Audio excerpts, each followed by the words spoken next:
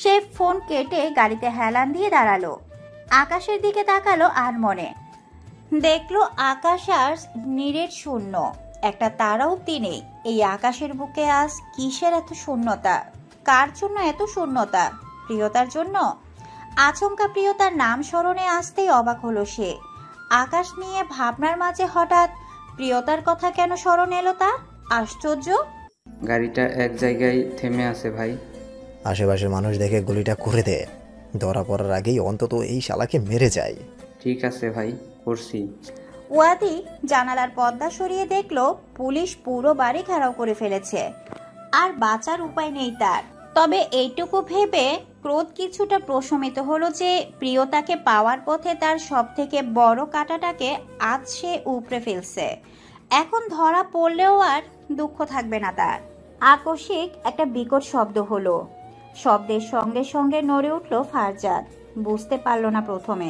হঠাৎ মনে হলো ডান হাতটা বোধহয় ছিঁড়ে পড়ে যাচ্ছে। সে তাকালো সেদিকে, দেখলো তার সাদা রঙের শার্টের হাতটা রক্তে লাল। রক্তের স্রোত বয়ে নিচে নামছে। প্রচন্ড ব্যথায় চোখ মুখ খিচে নিল সে। পেছনে ফিরে চাইলো, দেখলো একটা গাড়ি সাঁ করে তার সামনে দিয়ে চলে গিয়েছে। ততক্ষণে লোক জড়ো হয়ে গিয়েছে আশপাশ থেকে।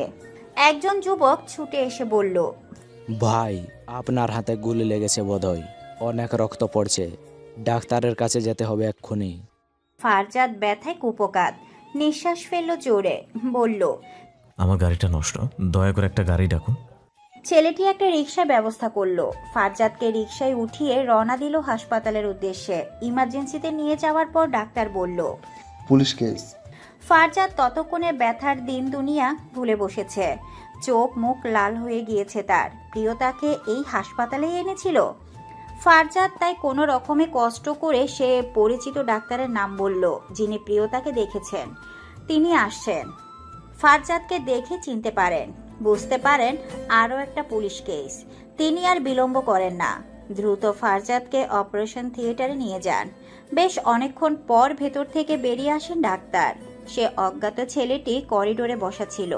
ডাক্তার তাকে দেখে বলল, আপনি ওনার কে হন? কেউ না, রাস্তায় ওনাকে জখম দেখে সাহায্য করেছি। আচ্ছা, তাহলে ওনার বাড়ির লোককে খবর দিতে হবে। আর আপনি থাকুন আর কিছুক্ষণ, পুলিশ আসলে আপনার জবানবন্দি নিতে পারেন। ছেলেটি মাথা এলিয়ে পূর্বের জায়গায় বসলো। পরে কি মনে করে আবার দাঁড়িয়ে বলল, উনি ভালো আছেন তো? জি, গুলিটা আমরা বের করে ফেলেছি, তবে ক্ষতটা একটু গভীর, ঠিক হতে সময় লাগবে। আচ্ছা। ডাক্তার তার কেবিনে ফিরে গিয়ে ফারজাতের ফোনটা হাতে নিল। লক করা ফোন, খুলে কল কি করে দিবে সেটাই ভাবছেন। কিন্তু ভাগ্য ভালো যে তখনই কল এলো ফোনে। ডাক্তার দেরি না করে রিসিভ করলেন। ওপাশ থেকে ভেসে এলো এক মহিলার স্বর। চিন্তিত সুরে তিনি বললেন, ফারজাদ, কোথায় তুমি? এতগুলো কল করেছি, ধরনি কেন? ডাক্তার গলা ঝাড়লেন, সালাম দিয়ে বললেন, আমি হাসপাতাল থেকে ডাক্তার করিম বলছি। আপনি যার নম্বরে কল দিয়েছেন তিনি এখন হাসপাতালে আছেন। কথাটা শোনা মাত্রই বুকের ভিতর মোচড় দিয়ে উঠল দিলরুবা বেগমের। তিনি কাঁপা কাঁপা স্বরে জিজ্ঞেস করলেন, আমার ছেলের কি হয়েছে? ও ঠিক আছে তো? জি ঠিক আছে, আপনি দয়া করে হাসপাতালে চলে আসুন। ডাক্তারের বলা হাসপাতালে দিলরুবা বেগম আর মমি ছুটে গেলেন। রিসিপশনে খোঁজ নিয়ে উপরে এলেন তারা। অস্থির হয়ে দিলরুবা বেগম এদিক ওদিক দেখছেন, ছেলেকে খুঁজছেন তিনি। এরই মাঝে সে অজ্ঞাত ছেলেটি তাদের দেখে মনে হলো এরা বোধহয় ওই লোকটারই পরিবারের লোক হবে। সে তাই নিচ থেকে এগিয়ে গিয়ে জিজ্ঞেস করলো, কাউকে খুঁজছেন আপনারা? দিলরুবা বেগম অস্থির গলায় বললেন, হ্যাঁ, আমার ছেলে হাসপাতালে। কোন কেবিনে বুঝতে পারছি না। ডাক্তার একটু আগে কল দিয়েছিলেন। ছেলেটি বলল, আসুন আমার সাথে। ছেলেটি তাদেরকে ফারজাদের কেবিনে নিয়ে গেল। ততক্ষণে জ্ঞান ফিরেছে ফারজাদের। মাকে দেখে কলিজা ঠান্ডা হয়েছে তার। দিলরুবা বেগম ছুটে এলেন। ছেলেকে এই অবস্থায় দেখে যেন বুক ফেটে যাচ্ছে ওনার। তিনি কেঁদে ফেলেন। জিজ্ঞেস করলেন, কি হয়েছে বাবা তোমার? হাতে এত বড় ব্যান্ডেজ কেন? হাতে কি ব্যথা পেয়েছো? ফারজাদ নরম গলায় বলল, একটু শান্ত হয়ে বসুন আম্মি, এত অস্থির হয়ে গেলে তো অসুস্থ হয়ে পড়বেন। আহা, আমাকে নিয়ে ভেবো না। তোমার কি হয়েছে আমাকে বলো। ফারজাদ জানাতে চাইছে না সত্যিটা। ইতস্তত সুরে বলল, ওই একটু ব্যথা পেয়েছি। দিলরুবা বেগম তার ব্যান্ডেজ করা বাহুতে হাত বুলিয়ে বললেন, এখানে কি করে ব্যথা পেলে? অ্যাক্সিডেন্ট করেছিলে? হ্যাঁ ওইরকমই। তিনি তীক্ষ্ণ চোখে ছেলের মুখের দিকে চাইলেন, শক্ত গলায় বললেন, মিথ্যে বলছো, সত্যি করে বলো কি হয়েছে। সেই মুহূর্তে ডাক্তার এলেন কেবিনে, তার সাথে পুলিশ অফিসারও এলেন। পুলিশ দেখে দিলরুবা বেগমের দুশ্চিন্তার পাল্লা ভারী হলো। তিনি বুঝে গেলেন নিশ্চয়ই কোনো জটিল ঘটনা, নয়তো পুলিশ আসতো না নিশ্চয়ই। অফিসার ফারজাদকে আগে থেকেই চিনেন। তিনি বললেন, আপনাকে সুখবর দিব ভেবেছিলাম, কিন্তু আপনি তো আমাদের বিশাল দুঃখের খবর দিয়ে দিলেন। এটা এখন আবার কি করে হলো? ফারজাদ জিজ্ঞেস করলো, সুখবরটা কি অফিসার? আমার গোপন তদন্ত টিম ওয়াদিকে ধরে ফেলেছে, তাকে নিয়ে থানায় আসছে। কিন্তু এর মাঝে আপনার সাথে এটা কি করে হয়ে গেল? ফারজাদ চিন্তায় পড়ল, বলল, ওয়াদি ধরা পড়েছে? তাহলে এই কাজটা করলো কে? দিলরুবা বেগম তাদের কথার কিছু বুঝতে পারছেন না। তিনি বিচলিত হয়ে প্রশ্ন করলেন, কি কাজ আমাকে বলো না ফারজাদ। ফারজাদ দীর্ঘশ্বাস ফেলে মায়ের দিকে চাইল, নিজের ব্যান্ডেজ করা হাতটা একবার পরখ করে বলল, আমার গুলি লেগেছে আমি। দিলরুবা বেগম রাহ হারিয়ে বসলেন। তার ছেলেটার গুলি লেগেছে? ভয়ে সিটিয়ে গেলেন তিনি। যদি হাতে না লেগে আজ গুলিটা বুকে লাগতো, ভাবতে নিঃশ্বাস বন্ধ হয়ে আসছে ওনার। ফারজাদ মাকে আশ্বস্ত করে বলল, আমি ভয় পাবেন না, আমি এখন সুস্থ আছি। দিলরুবা বেগম ছলছল চোখে চেয়ে বললেন, তোমাকে কেউ কেন গুলি করতে যাবে? কোন অপরাধে? সেই তদন্ত করতে আমরা এসেছি ম্যাডাম, আপনি চিন্তা করবেন না। অপরাধীকে আমরা খুব শীঘ্রই খুঁজে বের করব। পুলিশের কাছে ফারজাদ শুরু থেকে তার গুলি লাগার আগ মুহূর্ত পর্যন্ত পুরো ঘটনাটা বলল। পুলিশ সেই অজ্ঞাত ব্যক্তিটির জবানবন্দি নিয়েছেন। সেই রাস্তার সিসি ক্যামেরা ফুটেজ চেক করবেন তিনি, তাহলে সব খোলাসা হয়ে যাবে। পুলিশ চলে গেলেন। দিলরুবা বেগম নির্বাক হয়ে বসে রইলেন পুরোটা সময়। ছেলেটার জন্য বড্ড দুশ্চিন্তা হচ্ছে ওনার। তার নিষ্পাপ নির্মল ছেলেটাকে কেউ গুলি করতে যাবে? কোন অপরাধে? ফারজাদ মায়ের দিকে তাকালো। মমিরও মন খারাপ, সেও চুপচাপ বসে আছে এক কোণে। ফারজাদ বলল, তোমরা এভাবে থ মেরে কেন বসে আছো? আমার কিছু হয়নি তো? দিলরুবা বেগম ভেজা স্বরে বললেন, তা তো দেখতেই পাচ্ছি। আমি এখন সুস্থ আছি, চিন্তার কিছু নাই। তোমাকে কে বা কারা কেন গুলি করেছে সেটা না জানা অবধি কি করে নিশ্চিন্ত হব আমি? আমার বুকের ভেতরে কেমন করছে সেটা তো আমি জানি। ভয়ে আমার গায়ে কাঁটা দিচ্ছে। ফারজাদ কিঞ্চিত রাগ দেখিয়ে বলল, এই জন্যই না আমি আপনাকে কিছু বলতে চাই না, এমন দুশ্চিন্তা করবেন বলে। পুলিশ কেসটা দেখছেন তো আম্মি, আপনি এবার একটু নিঃশ্বাস ফেলুন, শান্ত হয়ে বসুন। দিলরুবা বেগম জবাব দিলেন না কোনো। ফারজাদ জানে মাকে এখন হাজার বলেও দুশ্চিন্তার ঘোর থেকে বের করতে পারবে না, আর বের করার উপায়ও নেই। যা হয়েছে তা থেকে তো সে নিজেও এখনো বের হতে পারছে না। ফারজাদের ফোনে কল আসে, তার অফিসের গাড়ির ড্রাইভারের নাম্বার। সে ফোন রিসিভ করে। ড্রাইভার চিন্তিত সুরে বলে, স্যার, আপনার কি গুলি লেগেছে? এখানে গাড়ি নিতে এসে সবার মুখে এই কথা শুনেছি। আপনি এখন কেমন আছেন স্যার? আমি ভালো আছি এখন। গাড়িটা ওভাবে রেখে আসা ছাড়া উপায় ছিল না। ধন্যবাদ আমাকে সাহায্য করার জন্য। আর শুনুন, এই কথাটা বস বা জারা ম্যাডামকে জানানোর দরকার নেই। ড্রাইভার আমতা আমতা করে বলল, আপনাকে ফোনে না পেয়ে আমি তো ওনাদের আরও আগেই জানিয়ে দিয়েছি স্যার। ওনারা এখন আপনাকে দেখতে এসেছেন। ফারজাদের মুখ থেকে বিরক্তির ধ্বনি বের হলো। ফোনটা কেটে মায়ের দিকে চেয়ে বলল, বস আর বসের মেয়ে হাসপাতালে আসছেন। আমি মমি মাঝখান থেকেই বলল, প্রিয়তা আপু নিশ্চয় এসব কিছুই জানেন না, আমি উনাকে জানিয়ে আসছি। ফারজাদ তাকে বারণ করার আগেই মমি ছুটে কেবিন থেকে বেরিয়ে যায়। সে বিরক্ত হয়, বলে, আমি মৌমিকে বারণ করুন না, ওনাদের আবার এসব কেন জানাতে হবে? দিলরুবা বেগম বললেন, সবাই জানলে প্রিয়তা কেন জানবে না? প্রিয়তা জানার অধিকার আছে। ফারজাদ ভ্রু কুঁচকে বলল, অধিকার? ফারজাদের গুলি লাগার কথা শুনে প্রিয়তার মাথায় আকাশ ভেঙে পড়ল যেন।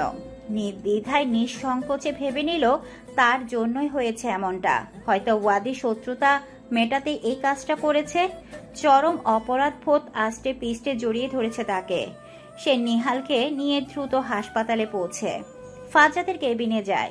অসুস্থ জখমপ্রাপ্ত মানুষটাকে দেখে আন মনে চোখের কর্নিশে জল জমে তার। এই জল তার দোষের, তার অপরাধ বোধের। তার জন্যই এই নিষ্পাপ ভালো মানুষটা এভাবে হাসপাতালের বেডে পড়ে আছেন। নিহাল এগিয়ে যায় ফারজাদের দিকে। তাকে চিন্তিত সুরে জিজ্ঞেস করলো, এটা কি করে হলো ফারজাত? আপনি তো আমাদের দিয়েই ফিরছিলেন, এর মধ্যেই এসব কিছু কি করে হয়ে গেল? গাড়িটা মাঝ রাস্তায় খারাপ হয়ে যায়। নেমে দাঁড়িয়ে ড্রাইভারকে কল দিই গাড়ি এসে নিয়ে যাওয়ার জন্য। ফোন রাখার সাথে সাথে একটা বিকট শব্দ হয়। তারপরে হাতের দিকে তাকিয়ে দেখি অবস্থা, সেই ব্যক্তি গাড়ি নিয়ে পালিয়ে যায়। আমার যতদূর ধারণা কাজটা ওয়াদির লোকেরই হতে পারে, তাছাড়া আমার তো কোনো সূত্র নাই। প্রিয়তার অপরাধবোধের পরিসীমা প্রশস্ত হলো এবার। মানুষটার কোনো শত্রু নেই, তার জন্য এখন অযথাই একজন শত্রু তৈরি হলো। প্রিয়তার কষ্ট হচ্ছে ভীষণ। সে কেঁদে ফেলবে এখনই। চট করে ওড়নার চোখ মুছে ফারজাদের কাছে এসে দাঁড়ায়। সে কিছু বলার জন্য উদ্যত হবে, তার আগেই সেখানে এসে হাজির হয় যারা এবং যারার বাবা। যারা এসেই অস্থিরভাবে ছুটে যায় ফারজাদের দিকে। বিচলিত হয়ে প্রশ্ন করে, এসব কি করে হলো ফারজাদ? কারা আপনার এত বড় ক্ষতি করতে চেয়েছে? আপনার সাথে কার কি এমন শত্রুতা যে আপনাকে প্রাণী মারার চেষ্টা করলো? যারার এত অস্থিরতা উত্তেজনা দেখে ভীতস্পৃহ বোধ করলো ফারজাদ। বিরক্তির নিঃশ্বাস ছাড়লো, বলল, আমি জানি না ম্যাডাম, পুলিশ তদন্ত করছে, আশা করছি অপরাধী ধরা পড়বে। ড্রাইভারের মুখে তোমার এই অবস্থা শুনে যারা তো পুরো পাগল হয়ে উঠেছিল। সে কি কান্নাকাটি, কোনোভাবেই বোঝাতে পারছিলাম না। অবশেষে তোমাকে দেখে এখন একটু শান্ত হয়েছে। বসের কথা শুনে ফারজাদের ভালো তো লাগলোই না, উল্টো বিরক্তি মিটার তরতর করে বাড়ল। যারা সেই সুযোগে চট করে বসলো ফারজাদের হাত ধরে। ফারজাদ চমকে তাকায়। মমি আর দিলরুবা বেগম হতবম্ব। প্রিয়তার দৃষ্টিও বিস্ময়াবিষ্ট। ফারজাদের আঘাত পাওয়া হাতের উপর জারার হাত। ফারজাদ অপর হাতে জারার হাতটা সরিয়ে দিয়ে বলে, মা আর বোন ব্যতীত অযথা কোনো নারীর স্পর্শ আমার পছন্দ না। অপমানে মুখ থুবড়ে পড়ল যারা। মস্তিষ্কে তার একটা স্মৃতি প্রস্ফুটিত হলো তৎক্ষণাৎ। যেদিন এই হাসপাতালে প্রথম এসেছিল ফারজাদের কাজিনকে দেখতে, সেদিন ফারজাদ সবার সামনে সেই কাজিনকে কোলে তুলে নিয়েছিল। মার বোন ব্যতীত যদি অন্য কোনো নারীর স্পর্শ পছন্দই না হবে, তবে সেদিন তাকে কেন সে স্পর্শ করেছিল? প্রশ্নটা মাথায় আসতেই চোখ মুখের ভাবমুক্তি তার নমনীয়তা হারায়। সে আর চোখে দেখে ওই মেয়েটা এখানেই দাঁড়ানো। আরো বেশি ক্ষিপ্ত হয় সে। ধরেই নেই ফারজাদকে পাওয়ার পথে এই মেয়ে তার সব থেকে বড় কাঁটা হয়ে দাঁড়াবে। সে ফারজাদের অপমান হাততে গায়ে মাখল না, হাসলো বড়, বলল, অন্য কোনো নারী আর আমি এক হলাম নাকি ফারজাদ? কেন অন্য কোনো নারীর সাথে আপনার কি কোনো নারী জাতীয় পার্থক্য আছে ম্যাডাম? আপনি কি পুরোপুরি নারী নন? মমির কথা শুনে মেজাজ হারালো যারা। কটমট করে চাইলো যেন এক্ষুনি মমিকে চিবিয়ে খাবে। ফারজাদ মমিকে ধমক দিয়ে উঠল, মৌমি, অভদ্রের মতো কথা বলছিস কেন? সরি বলো না কে? যারা ভালো মানুষই দেখিয়ে বলল, না না থাক, সরি বলতে হবে না, বাচ্চা মেয়ে মজা করে বলেছে, আমিও মজা হিসেবেই নিয়েছি। না বলবো, আমি আমার ভাইয়ের কথা অমান্য করি না।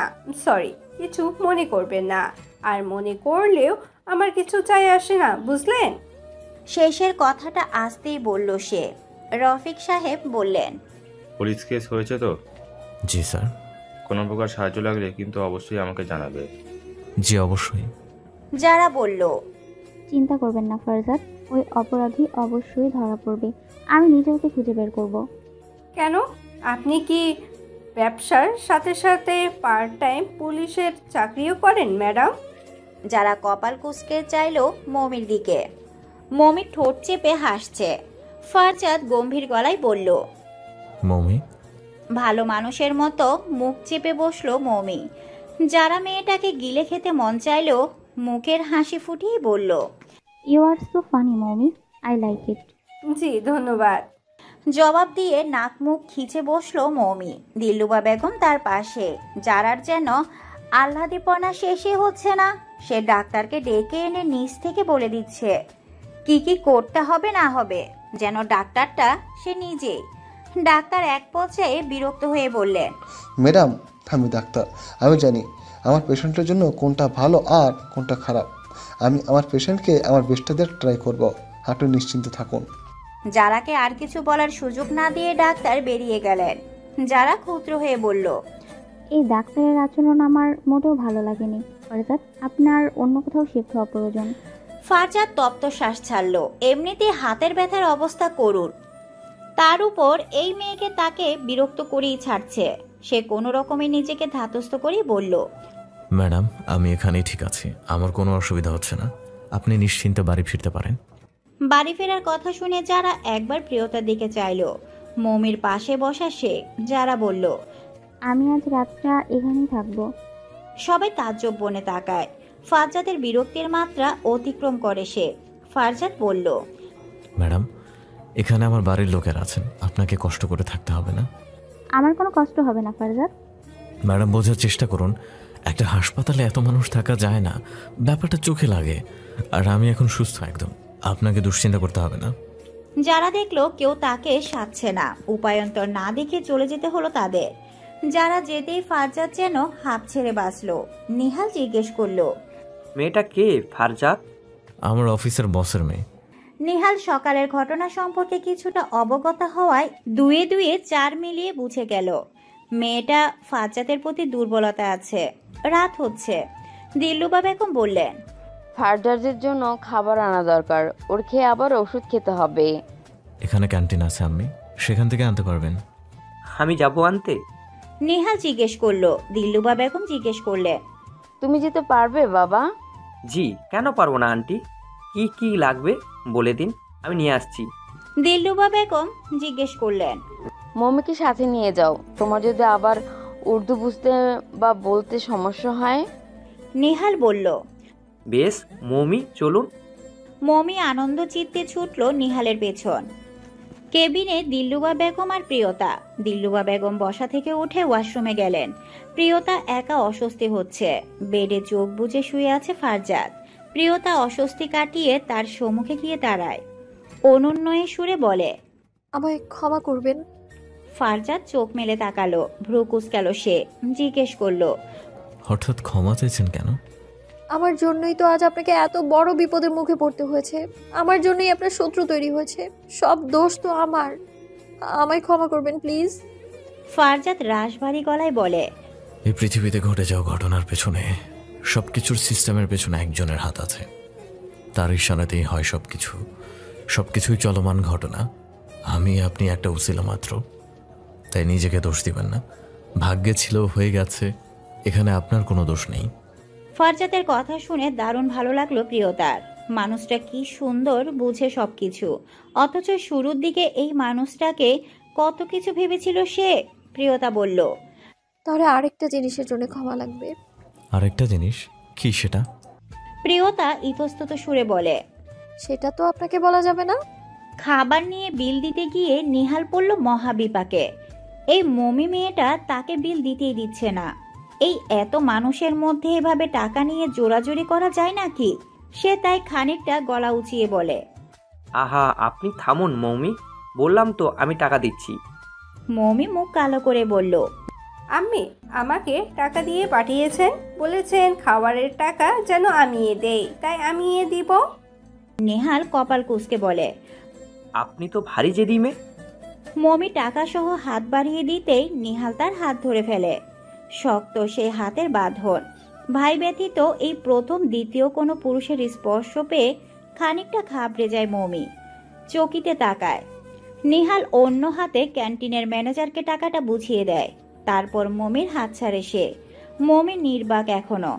নিহাল খাবারের প্যাকেটগুলো হাতে নিয়ে বলে, চলুন এবার। মমি ঢোক গিলে পা বাড়ালো, আর কথা বলল না কোনো।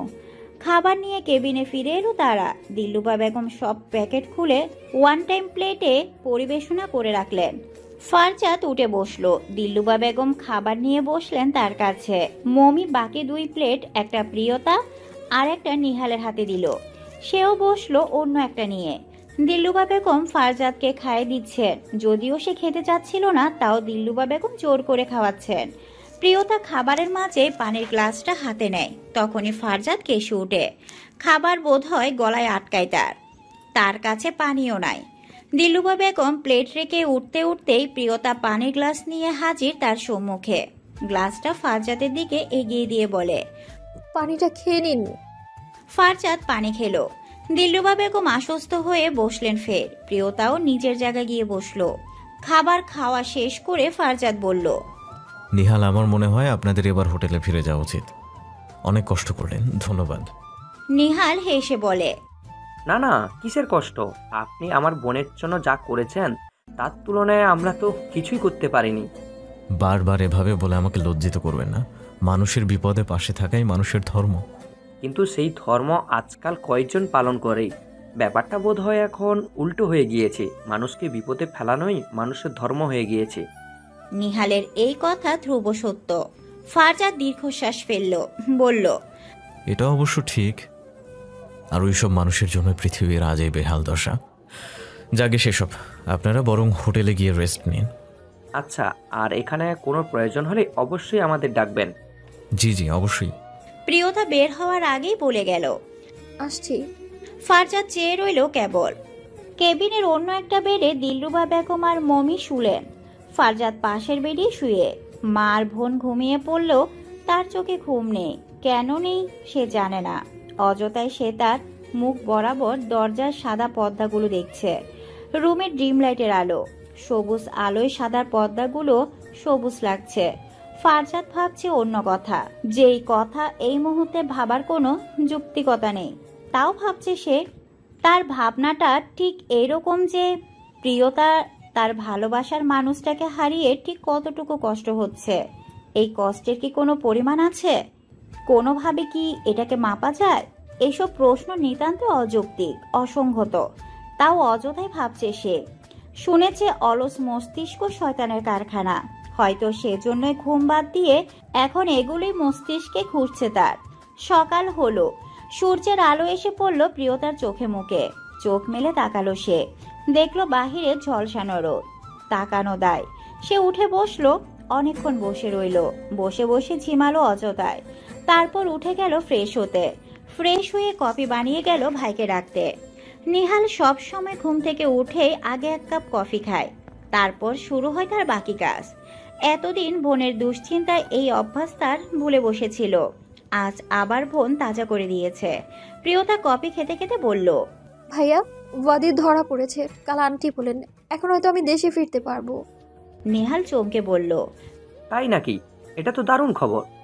প্রিয়তা ক্ষীণ স্বরে বলল, আমি দেশে যাওয়ার আগে একবার ওয়াদির মুখোমুখি হতে চাই ভাইয়া। নিহাল এক পল ভেবে বলল, ঠিক আছে, আজ থানায় যাব তাহলে। আচ্ছা। তৈরি হয়ে আগে হাসপাতালের উদ্দেশ্যে বের হলো নিহাল আর প্রিয়তা। পথের মধ্যে ফারজাদের জন্য ফুল কিনে নিল। ফারজাদের কেবিনে কি অবাক হলো দুজন। যারা মেয়েটা এই সকালেই হাজির। নিহাল এগিয়ে আসে। ফারজাদ কপালে হাত ঠেকিয়ে চোখ বুজে আছে। বোঝা যাচ্ছে মাত্রাধিক বিরক্ত সে। যারা ফারজাদের প্রেসক্রিপশন দেখছে, কোন ওষুধের কি কাজ জেনে নিচ্ছে সে, যেন বাসায় গেলে সে খাওয়াবে সব। এরই মাঝে প্রিয়তাকে দেখে কপালের ভাঁজ ফেলে। তার উপস্থিতিতে মোটেও সন্তুষ্ট করেনি তাকে। নিহালের হাতে ফুল দেখে মমি উচ্ছ্বাস নিয়ে বলল, ভাইয়া দেখো, প্রিয়তা আপু তোমার জন্য ফুলের তোড়া এনেছে। ফারজাদ চোখ মেলে তাকায়। প্রিয়তা অস্বস্তি নিয়ে মৃদু হাসে। ফুলের তোড়াটা নিহালের হাতে। নিহাল সেটা বেড সাইডে টেবিলে রাখে। সেখানে আরো দুটা তোড়া রাখা আছে আগে থেকেই। নিহাল দেখে বুঝে গেল এগুলো এই যারা নামের মেয়েটাই এনেছে। সাথে আবার হরেক রকমের ফলের মেলা। বাজারে কোনো ফল বোধ হয় আর বাকি রাখেনি। ফারজাদ বলল, এসবের কি দরকার ছিল? নেহাল হেসে বলল, ফুলের মধ্যে এমন চমৎকার ক্ষমতা আছে, এই সুবাস অনায়াসেই একজন অসুস্থ মানুষকে সুস্থ করে তুলতে পারে। ফারজাদ কিঞ্চিত হেসে বলল, ধন্যবাদ। যারা আগ বাড়িয়েই বলল, আপনি ঠিক বলেছেন, কিন্তু আমার মতে সব ফুলের সেই ক্ষমতা নেই। বিশেষ করে রজনীগন্ধা ফুলের, এর গন্ধে তো আমার বমি আসে। প্রিয়তা দেখল তাদের ফুলের তোড়াতে অধিকাংশ ফুলই রজনীগন্ধা। আর এটা সে নিজে দেখেই কিনেছে। রজনীগন্ধা সুবাসের ন্যায় পবিত্র, মায়াময় সুবাস আর আছে নাকি? প্রিয়তার কাছে তো এই সুবাস এক পথ্য ন্যায় কাজ করে।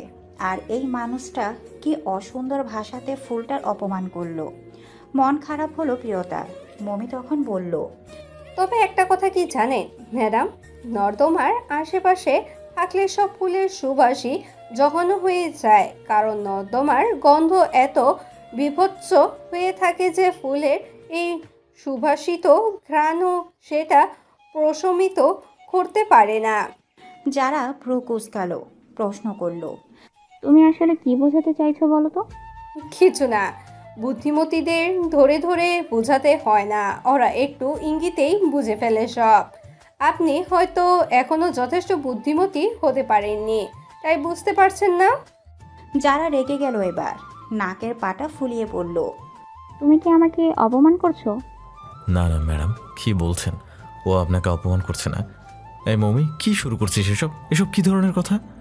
ফারজাতের ধমকে চুপ হলো মৌমি। যারা রাগ দেখিয়ে বলল, আপনার বোন কাল থেকেই আমার সাথে এমন আচরণ করছে। কেন করছে ফারজাদ? আমি ওর কি ক্ষতি করেছি? দিলরুবা বেগম যারাকে থামিয়ে নিজে জবাব দেয়, ওর কথা কিছু মনে করো না মা, ও একটু এমনই, সব কিছুতেই মজা করে, সবার সাথেই ভাবে কথা বলে। তুমি ওর কথাগুলো এত সিরিয়াসভাবে নিও না, মজাকে মজা ভেবে উড়িয়ে দাও। যারা কথা বাড়ালো না আর। এমনিতে ফারজাতের মন এখনো তার জন্য এক তিল সমপরিমাণ মায়াও জাগাতে পারেনি। তার উপর এখনই যদি সে তার বোনের সাথে লেগে যায়, তবে ফারজাত আরও বেশি ক্ষুদ্র হয়ে বসবে তখন। আপাতত ফারজাতকে হাতে রাখতে হাসি মুখে মেনে নিল সবটা। বলল, না না, সমস্যা নেই, ছোট বোন হিসেবে এইটুকু মজা করতেই পারে। আর ভাবি ননদের সম্পর্কে তো এমন হওয়াই উচিত। মমি আবারও কিছু বলার জন্য উদ্যত হতেই দিলরুবা বেগম চোখের ইশারায় থামিয়ে দিলেন তাকে। বোঝালেন, ভাই রেগে আছেন এমনিতেই, এখন আর কথা বাড়ালে ভাইয়ের রাগ আকাশ ছুবে। ভাইয়ের কথা ভেবে কোনো রকমের দাঁত চেপে সবটা সহ্য করে নিল মমি। যারা তার আহ্লাদীপনা জারি রাখলো আরও কিছুক্ষণ, এরপর বেরিয়ে গেল, তাও ফারজাতের বারবার বলাতে। সে এসবে অসহ্য বোধ করছে। যারা মেয়েটার এই গায়ে পড়া স্বভাব তার আর সহ্য হচ্ছে না। তার বাবার অফিসে চাকরি করে বলে বাধ্য হয়ে মেনে নিতেও হচ্ছে সবকিছু। আমরা এখন থানায় যাব ফারজাত। ফারজাত বলল, আমিও যাব সাথে। না না, আপনার এই অবস্থায় কোথাও যেতে হবে না। আমি আগের থেকে এখন অনেকটাই ঠিক আছি নিহাল, যেতে পারবো আমি। আপনারা একা যাবেন কেন? প্রিয়তা বলল, আমরা একা যেতে পারবো, আপনাকে আর এই অবস্থায় কোথাও যেতে হবে না। আপনার এখন পর্যাপ্ত বিশ্রামের প্রয়োজন, বিশ্রাম নিন আপনি। আমি শুধু যাব শেষবারের মতো একবার ওই মানুষটার মুখোমুখি হতে। তাকে কিছু প্রশ্ন করার বাকি আছে এখনো, যেগুলোর উত্তর জানতে হবে। যে থানায় এলো নিহাল আর প্রিয়তা। প্রিয়তার ভাবমুক্তি পৌঁছা দেয়, ভেতরে তার কি চলছে একমাত্র সেই জানে। নেহাল বোনের হাত ধরে আছে শক্ত করে। সে নিজেও একবার ওই অমানুষটার মুখ দর্শন করতে চায়, যার জন্য তার বোনের আজ এত কষ্ট। ডিউটি অফিসার বললেন, ওদিকে এখনো কারাগারে পাঠানো হয়নি, সে পাশের রুমেই আছে। নেহাল জিজ্ঞেস করলো, ও ওর কৃতকর্ম সব স্বীকার করেছে? না, মুখের কুলুপ এঁটে বসে আছে, তবে বেশিক্ষণ এভাবে থাকতে পারবে না। রিমান্ডে নিলেই সব বেরিয়ে যাবে। প্রিয়তা অম্লান বিধ্বস্ত সুরে বলল, আমি কি ওর সাথে একবার দেখা করতে পারি? অফিসার বললেন, আপনার এই মুহূর্তে ওর সামনে যাওয়াটা রিস্ক, ও আপনার যে কোনো ক্ষতি করে দিতে পারে। প্লিজ অফিসার, একবার দেখা করতে দিন। প্রিয়তার অনুরোধে অফিসার রাজি হলেন। নেহাল আর প্রিয়তাকে নিয়ে গেলেন সেই রুমে যেখানে ওয়াদিকে রাখা হয়েছে। সেই রুমের বাহিরে কনস্টেবল আছেন 2 জন। অফিসারকে দেখে সাইড হয়ে দাঁড়ালেন তারা। ভেতরে প্রবেশ করলেন 3 জন। একটা চেয়ারে মাথা ঝুঁকে বসে আছে এক সুঠামদেহী পুরুষ। পরনের শার্টটা এবলো থেবলো অবস্থা। প্রিয়তা এগিয়ে গিয়ে ঠিক তার মুখ বরাবর দাঁড়ায়। মাথা ঝুঁকিয়ে রাখায় মুখ দেখা যাচ্ছে না তার। প্রিয়তা ডাকলো মৃদু আওয়াজে, ওয়াদি। চমকে তাকালো ওয়াদি। তার সামনে প্রিয়তাকে দেখে কপালের ভাঁজ ফেলল সে। প্রিয়তা ঢকিল। এক সময়ে তার সব থেকে প্রিয় মানুষটাকে আজ সে প্রচণ্ড ঘৃণা করে। যেই মুখটা দেখলে এক সময় বক্ষস্থলে প্রশান্তি স্রোত বইত, সেই মুখটা দেখে আজ তার বক্ষস্থল অগ্নিদগ্ধ, জ্বলে যাচ্ছে বুকের ভেতরটা। ওয়াদি জিজ্ঞেস করলো, কেন এলে এখানে? প্রিয়তা প্রত্যুত্তরে বলল, তোমার একটা জিনিস পাওনা ছিল, সেই পাওনা মেটাতেই এসেছি। ওয়াদি কপাল আরো গুটিয়ে নিয়ে বলে, কি জিনিস? প্রিয়তা তার গায়ের সমস্ত শক্তি দিয়ে ঠাস করে এক চুয়ার বসালো ওয়াদির গালে। কানের ভেতরটা সঙ্গে সঙ্গে ঝিমঝিম করে উঠল ওয়াদির। গালের এক পাশের হাড় বোধ হয় নড়ে গেল। অবাক হলো ওয়াদি, মেয়েটার গায়ে এত শক্তি। অফিসার দ্রুত গতিতে এগিয়ে এসে বললেন, ম্যাডাম, আইন নিজের হাতে তুলে নেবেন না। এভাবে আসামিকে আঘাত করার নিয়ম নেই। আপনি চলুন। নেহাল বোনকে এক হাতে আগলে ধরল, বলল, চল প্রিয়, এই জঘন্য মানুষটাকে দেখে আর কষ্ট বাড়িয়ে লাভ নেই। প্রিয়তা জোরে নিঃশ্বাস ফেলল। ওয়াদি এখনো গালে হাত দিয়ে দিব্যি তাকিয়ে আছে তার দিকে।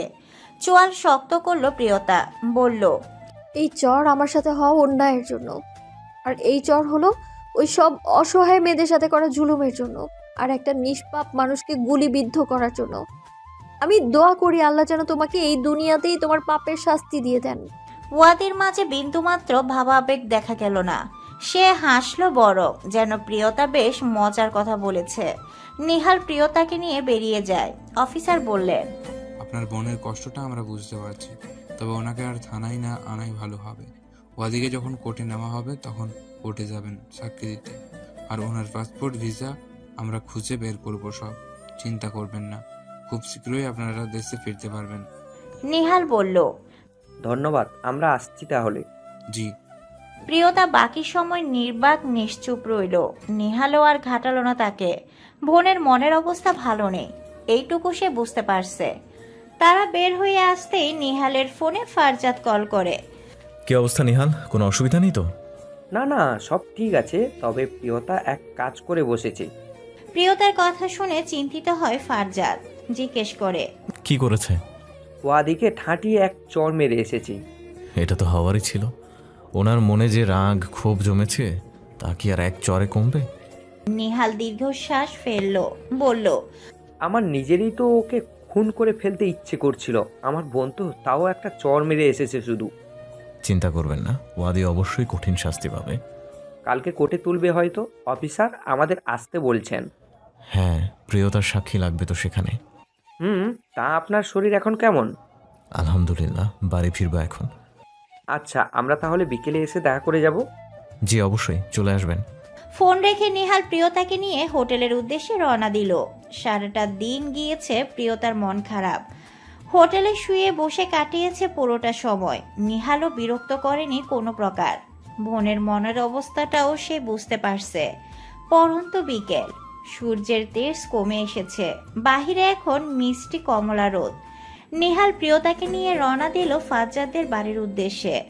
মমি দরজা খুলে নিহাল আর প্রিয়তাকে দেখেই খুশি হলো।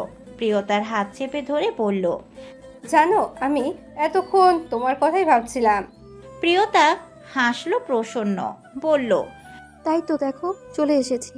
দিলরুবা বেগম নিজের ঘর থেকে বেরিয়ে এসে বললেন, আহা, ওদেরকে আগে ঘরে তো ঢুকতে দে মৌমি। দরজার সামনে দাঁড়িয়ে কথা শুরু করে দিয়েছিস। মমি সরে দাঁড়িয়ে বলল, হ্যাঁ হ্যাঁ, এসো।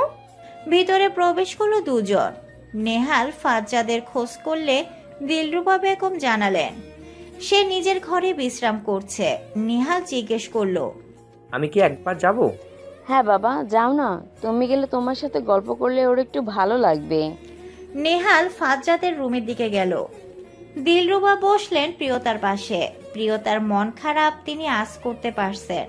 ফারজাদ উনাকে আগেই জানিয়েছে সব। দিলরুবা বেগম প্রিয়তার মাথায় হাত রেখে বললেন, মন খারাপ কেন করছো মেয়ে? জানো, আল্লাহ যখন কিছু কেড়ে নেন তার থেকে দ্বিগুণ আবার ফিরিয়ে দেন। নিশ্চয়ই তোমার জন্য চমৎকার কিছু আছে, একটু ধৈর্য ধরো। দিলরুবা বেগম ভীষণ বুদ্ধিমতী আর জ্ঞানী একজন মহিলা। তা উনার কথা শুনলেই বোঝা যায়। যে কোনো কিছু বেশ সহজেই গুছিয়ে নেন তিনি। প্রিয়তা তাকে দেখে অনুপ্রাণিত হয়। জীবনে বেঁচে থাকে আর আশা ভরসা ফিরে পায় আবার। সে কিঞ্চিত হাসলো, বলল, আমার কি মনে হয় জানেন, সেই চমৎকার কিছু হলেন আপনারা। আল্লাহ আমার কাছ থেকে ওই জঘন্য মানুষটাকে কেড়ে নিয়ে আমার জীবনে আপনাদের মতো মানুষের আগমন ঘটিয়েছেন। দিলরুবা বেগম অপ্রতুল্য সুরেই বললেন, এভাবে বললে কিন্তু তোমাকে আর দেশে ফিরতেই দিব না। প্রিয়তা হাসলো। মমি চট করে বলল, রেখে দাও না আম্মি, এমনিতেও তোমার ছেলের তো এবার বিয়ে করার দরকার। মমির কথা শুনে হকচকিয়ে তাকায় প্রিয়তা।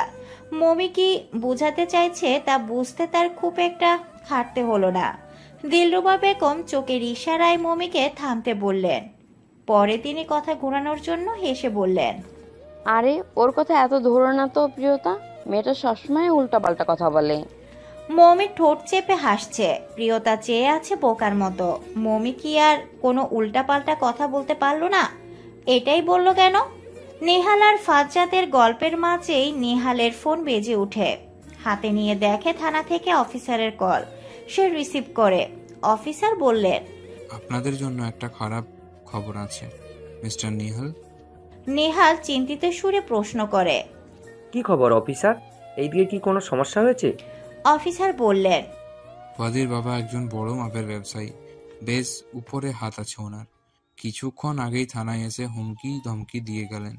মনে হচ্ছে ওয়াদিকে কোর্টে তোলার আগেই ছড়িয়ে নেবে। নেহাল কপাল কুঁচকে বলল, আশ্চর্য, ছেলে এমন একটা জঘন্য কাজ করার পরও বাবা এই ব্যবহার করার সাহস পান কি করে?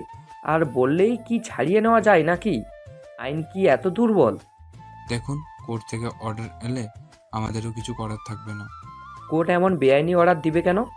আজকাল মানুষ টাকা আর ক্ষমতা জোরেই সবই করছে, কিছু করার নেই। নেহাল গর্জে উঠে বলল, তাই বলে এত এত অন্যায় করার পরেও ছেলেটা ছাড়া পেয়ে যাবে? না, কেস তো আর সলভ হয়নি। কেস আমি অবশ্যই কোর্টে ওঠাবো, আর এই ওয়াদির শাস্তির ব্যবস্থা করব। আপনাদের আপাতত একজন শক্ত উকিল প্রয়োজন, যে কেসটাকে জিততে সাহায্য করবে। আচ্ছা, আমি কালকের মধ্যেই ব্যবস্থা করছি। ফোন রাখলো নেহাল। ফারজাদ জিজ্ঞেস করলো, কি হয়েছে নিহাল? নেহাল বিদিষ্ট সুরে বলল, আর বলবেন না, ওয়াদির বাবা নাকি আজ থানায় গিয়ে খুব ক্ষমতা দেখিয়ে এসেছেন। ছেলেকে নাকি ছাড়িয়ে নেবেন। অফিসার বললেন আমাদের পক্ষের একজন উকিল লাগবে এই কেসটা জেতার জন্য। এখন বুঝতে পারছি না কি করব। সহজে তো মনে হচ্ছে কিছুই হবে না। এমন চলতে থাকলে দেশে ফিরবো কবে? ফারজাদও চিন্তায় পড়ল। আজকাল ক্ষমতার জোরে মানুষ জঘন্য সব পাপ করেও রেহাই পেয়ে যাচ্ছে। কি বিদঘুটে ব্যাপার। ফারজাদ ভাবল, ওয়াদির বাবাই বা কেমন? ছেলের এত সব অন্যায়ের কথা শুনে তাকে শাস্তি দেওয়ার বদলে উল্টো আরো ছাড়িয়ে নিতে এসেছেন। যেখানে বাবার শিক্ষাতেই ঠিক নেই, সেখানে ছেলে আর মানুষ হবে কি করে? নেহালকে অতি চিন্তিত দেখে ফারজাদ তাকে আশ্বস্ত করলো, বলল, আমার এক কলিগের বড় ভাই উকিল, বেশ নামডাক আছে ওনার। শুনেছি কোনো কেস নাকি হারেন না। আমি না হয় তার সাথে একবার কথা বলবো। নেহাল স্বস্তি নিঃশ্বাস ফেলে বলল, আপনারা আছেন বলে আমি এখনো বোনকে নিয়ে এই দেশে এতটা নিশ্চিন্তে আছি। নয়তো এমন অপরিচিত একটা দেশে যে কিভাবে কি করতাম কে জানে। চিন্তা করবেন না, আমরা আছি। যতদিন পাকিস্তানে আছেন ততদিন অবধি আমরা সাহায্য করে যাব। আপনি নিশ্চিন্তে থাকুন। নিচে নেমে প্রিয়তাকে সব খুলে বলল নেহাল। সব শুনে সবাই চিন্তিত হলো বেশ। অন্যায়ের শাস্তি না পেয়ে ওয়াদির ছাড়া পেয়ে যাক, সেটা কেউই চায় না। প্রিয়তার দুশ্চিন্তার মাত্রা অধিক। তার চোখ মুখ দেখেই আন্দাজ করা যাচ্ছে তা। ফারজাদ বলল, এখনই সে একবার তার কলিগকে কল করে জানাবে সবটা। কলিগের বড় ভাই রাজি হয়ে গেলে সব চিন্তার অবসান ঘটবে। দিলরুবা বেগম বললেন, তাহলে এখনই কলটা করো। ফারজাদ তাই করলো। তার পরিচিত সেই কলিগের নাম্বারে কল লাগালো। কথা বলল তার সাথে, খুলে বলল সব। সে তাকে তার ভাইয়ের নাম্বার দিয়ে বলল তার ভাইয়ের সাথে যোগাযোগ করতে। ফারজাদ নাম্বার পেয়ে কল করলো তাকে। দুইবারের মাথায় রিসিভ হলো সেটা। ফারজাদ পরিচয় দিয়ে ঘটনার আদিপান্ত জানালো সব শুনেই সে বলল, এই ঘটনা আমিও জানি। কোনো এক সাহসী মেয়ে বেশ সাহস দেখিয়েই কেসটা করেছে। তার হয়ে কেসটা আমি লড়তে পারলে আমি বেশ খুশি হব। চিন্তা করবেন না। কাল একবার আমার অফিসে চলে আসবেন, বাকি কথা সামনাসামনি হবে। বলেই ফোন কাটলেন তিনি। ফারজাদ স্বস্তি নিঃশ্বাস ফেলে বলল, কাজ হয়েছে, উনি রাজি। আশ্বস্ত হলো সবাই। নিহাল ফারজাদকে ধন্যবাদ জানালো, প্রিয়তাও। দিলরুবা বেগম তাদের আজ রাত আর হোটেলে ফিরতে দিলেন না। তখন হয়তো মধ্যরাত, ঘুমে বিভোর সকলে। তবে কেউ একজন প্রহর কাটাচ্ছে নির্ঘুম চোখে। তার ভেজা পাপড়ি জানান দিচ্ছে একটু আগেই চোখে বেশ বর্ষণ নেমেছিল হয়তো। সে অস্থির উদাসীন, কিছুতেই বক্ষস্থলে শান্তি পাচ্ছে না। এভাবে ছোট্ট একটা ভুল যে এত বড় বিপদ ডেকে আনবে তা কে জানতো। প্রতিনিয়ত এই এক আফসোস করেই দিন যাচ্ছে তার। কবে এই আফসোসের পাল্লা প্রশমিত হবে কে জানে। প্রিয়তা উঠে বসলো। না, ঘুম আসছে না, আসবে বলেও মনে হচ্ছে না। সে বারান্দায় গিয়ে দাঁড়ায়, তাকায় শান্ত পরিশ্রান্ত আকাশের পানে। চাঁদ নেই, তারা আছে মিটিমিটি। সে তাকিয়ে থাকে অবিরাম, দৃষ্টি সিক্ত ভেজা। সে ওই দূরের তারাকে ডেকে বলে, আর যদি তুমি আমায় ভালোবাসতে তাহলে আমায় এতটা কষ্ট পেতে হতো না ওয়াদি। তুমি এত নির্দয় কি করে হতে পারলে? কেন একটু ভালোবাসলে না তুমি? আমার এত এত ভালোবাসাকে কিভাবে অগ্রাহ্য করলে তুমি? তোমার কি একটু কষ্ট হয়নি? প্রিয়তার গাল বেয়ে দগ্ধ অন্তঃস্থলে হাহাকার চুয়ে পড়ে। সে আঁচলে মুছে নেয় তার সন্তপনে, যেন কেউ না দেখে, কেউ না জানে। তারপর ঘরে ফিরে আসে, আবার শুয়ে পড়ে। ঘুম না আসলেও এবারে ঘুমের ভান ধরে পড়ে থাকতে হবে যে। সকাল সকাল বেরিয়ে পড়লো তিনজন, প্রিয়তা, নিহাল আর ওয়াদি। উকিলের অফিসে হাজির তারা। তখনও উকিল আফসার খান অফিসে আসেননি। ঠিক 10টায় অফিসে আসেন তিনি। 10টা বাজতে এখনো 15 মিনিট দেরি। তারা তিনজন অফিসের বাহিরে অপেক্ষা করছে। বরাবর 10টা। কালো রঙের একটি গাড়ি সা করে এসে তাদের সামনে থামলো। গাড়ির ড্রাইভার দ্রুত নেমে এলো গাড়ি থেকে, তারপর খুলে দিল পেছনের দরজাটা। নেমে এলো একজন কালো স্যুট গায়ে সুটাম দেহের পুরুষ। নেমেই স্যুটের মাঝে বোতামটা খুলে দিল, চশমাটা খুলে পরে নিল চোখে। তারপর হাঁটা ধরলো তার গন্তব্যে। অথচ 3টা মানুষ যে অধীর আগ্রহে চেয়ে আছে সে খেয়ালই তার নেই। কিছুক্ষণ পরে একজন লোক এলো, তাদের 3জনকে এসে বলল ভিতরে যাওয়ার জন্য। 3জনই ভিতরে গেল। আফসার খান চোখে চশমা নামিয়ে পরখ করলো 3জনকে। প্রিয়তাকে দেখে ভ্রু কুঁচকালো। কিছুক্ষণ মনোযোগের সহিত তাকে দেখে বলল, আপনি প্রিয়তা? প্রিয়তা চকিত হলো প্রথমে, তারপর মাথা নাড়ালো। সে জিজ্ঞেস করলো, আপনি বোবা? প্রিয়তা আবারও ডানে বামে মাথা নাড়িয়ে বলল, না না। তাহলে মাথা নাড়ছেন কেন? প্রিয়তা অস্বস্তিতে আর জবাব দিল না। আফসার বলল, আপনারা দুজন, ফারজাত আর নিহাল, একটু বাইরে বসুন। আমি আগে প্রিয়তার সাথে একটু একা কথা বলবো। নিহাল খানিকটা ভোরকে ফারজাদের দিকে চাইলো। লোকটা তার বোনের সাথে একা কি কথা বলবে? ফারজাদ চোখের ইশারায় আশ্বস্ত করলো তাকে। নিহাল প্রিয়তাকে বুঝিয়ে বের হয়ে আসলো। আফসার বলল, বসুন প্রিয়তা। প্রিয়তা বসলো। আফসার জিজ্ঞেস করলো, আপনার নামটা সুন্দর, কে রেখেছে? এমন অপ্রাসঙ্গিক প্রশ্ন শুনে খানিকটা বোধহয় বিরক্ত হলো প্রিয়তা। তাও জবাবে বলল, ভাইয়া রেখেছেন। আচ্ছা, তা প্রিয়তা, আপনার মূর্খ প্রেমিক কি করে এমন প্রিয় একটা জিনিসকে অগ্রাহ্য করলো বলুন তো? প্রিয়তা কপাল কুঁচকালো, বলল, ওই যে বললেন সে মূর্খ, তাই হয়তো। আফসার হাসলো। লোকটার হাসি চমৎকার সুন্দর, তবে প্রিয়তার কাছে এই চমৎকার সুন্দর হাসিটাকেও অযাচিত মনে হলো। আফসার বলল, তা মিস প্রিয়তা, আপনার মূর্খ প্রেমিকের মূর্খতার ঘটনা খুলে বলুন সব, আমি একটু শুনে আফসোস করি।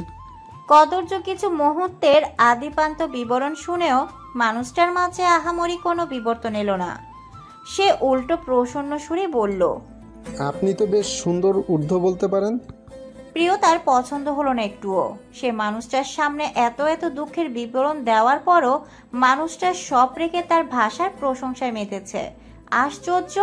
পরক্ষণে আবার আফসার বলল, তাহলে ফারজাত আপনার কেউ নয়, আপনারা সম্পূর্ণ অপরিচিত দুজন মানুষ? জি। ছোট্ট করে জবাব দিল প্রিয়তা। লোকটার ভ্রুজোড়া কোসকালো খানিকটা বোধ হয়। নিচের ঠোঁটটা কামড়ে ধরল। কিছুক্ষণ পর আবার জিজ্ঞেস করলো, তবে উনি আপনাকে এত সাহায্য করছেন কেন?